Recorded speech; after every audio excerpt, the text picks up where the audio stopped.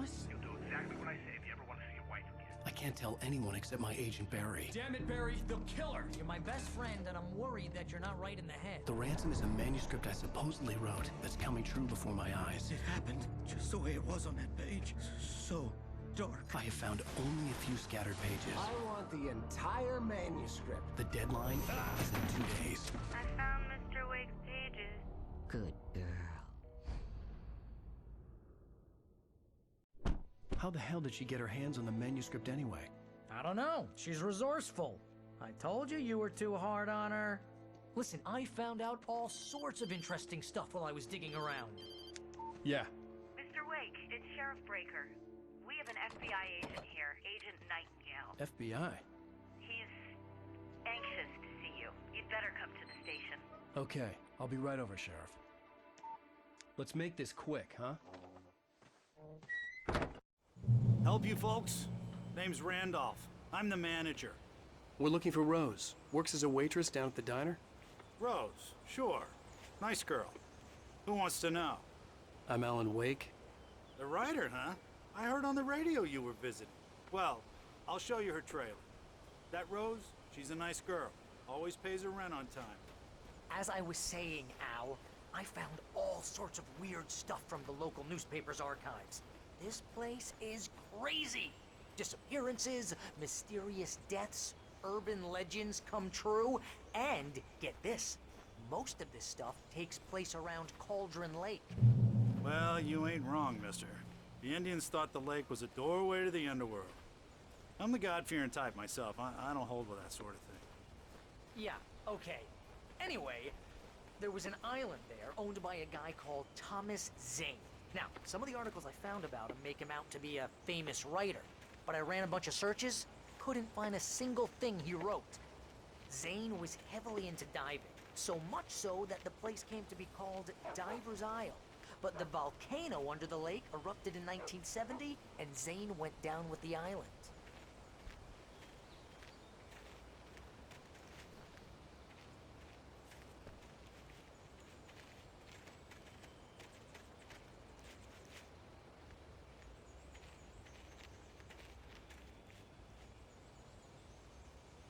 It gets better.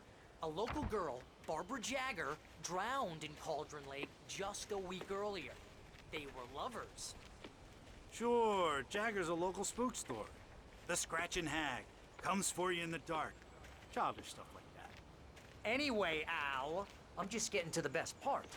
All of the articles about this stuff were written by Cynthia Weaver. I asked around, and she's that crazy bag lady you met. What, the lamp lady? She can be a little loopy, but she's not homeless or anything. Yeah, anyway, she knew both Jagger and Zane before they both died, and she had some kind of a breakdown.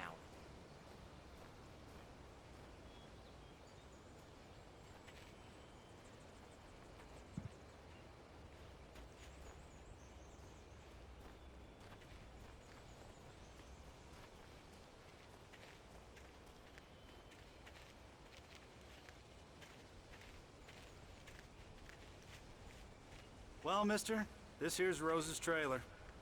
You mind me asking what you want with her? We're just here to talk to her, pal.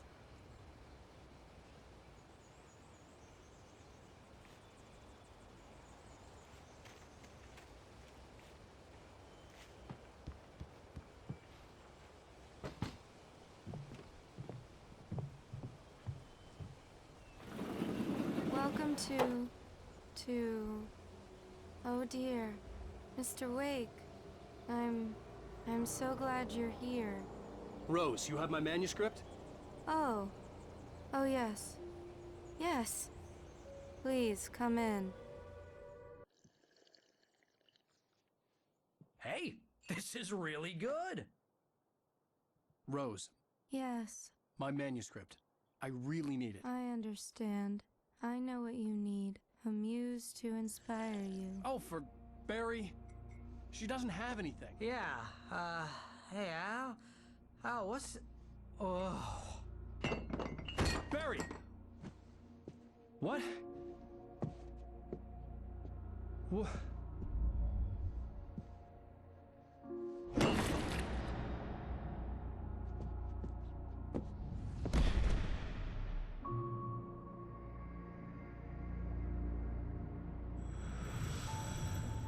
coming for you, hiding in my barber's skin. I'm too weak to stop it. You must turn the lights on. I promised I'd come visit you and your lovely wife. You must finish what you started. I insist.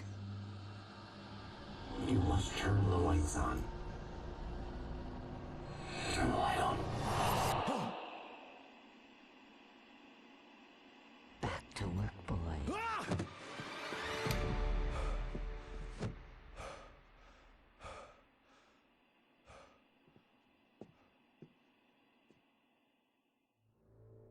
I felt nauseous, hungover.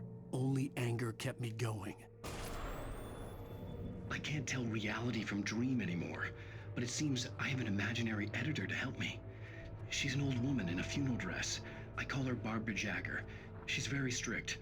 I'm writing faster and faster. My manuscript is being heavily revised. The edits are getting very aggressive, and each day there's less of me and more of her. I hate it, but I know she's right. She promises me I can save Alice this way. She knows more of this than I do. About the complex incantation I'm attempting. About this place. She's worked with another writer under similar circumstances, Thomas Zane. The genre of the story seems to be shifting. It's turning into a horror story. I'm getting close. I can feel it.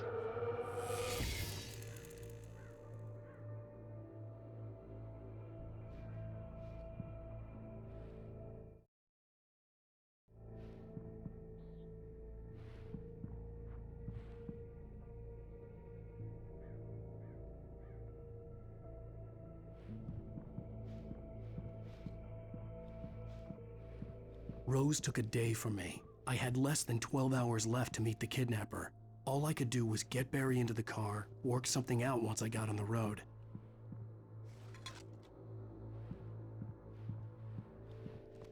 Welcome to the Oh Dear Diner. What can I get you today? Coffee? I couldn't work up much hate for Rose. Something had used her to get to me and left its mark. First refill is free. Milk and sugar on the counter there. Would you like My to- gun and flashlight were gone. I'd have to find a way to get Barry into the car as quickly as possible. There was no time to waste. Mr. Randolph liked Rose. That little smile she had. How she was still sweet when life had tried so hard to make her bitter. It wasn't any of his business what she did in her trailer. But those strangers, the writer and his smart-ass sidekick, looked like trouble. And they'd been in there for hours. Wait.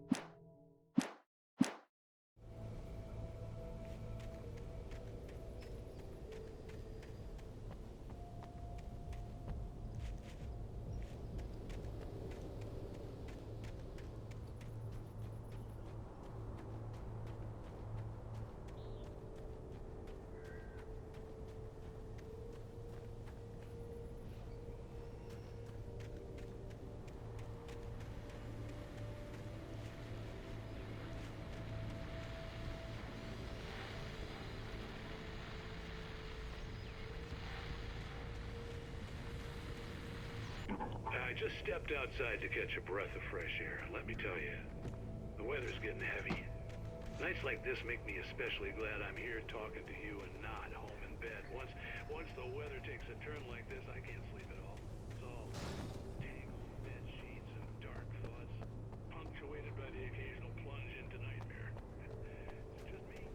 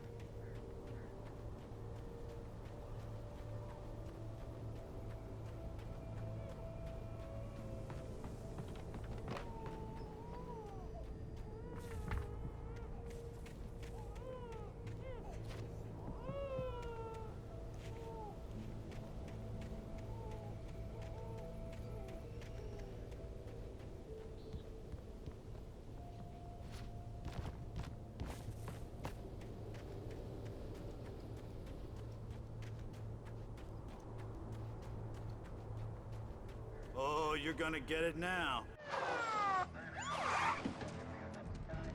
God knows what you've done to that poor girl. This is Agent Nightingale, FBI! Get him up, Hemingway! You're under arrest! You move a muscle, I'll unload right in your goddamn face! Stay right where you are, Slane!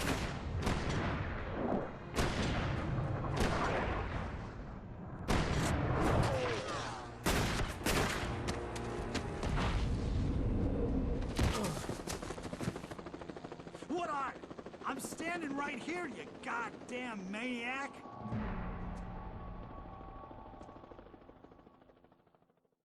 I hated to leave Barry behind, but there was no way I'd miss my appointment with the kidnapper.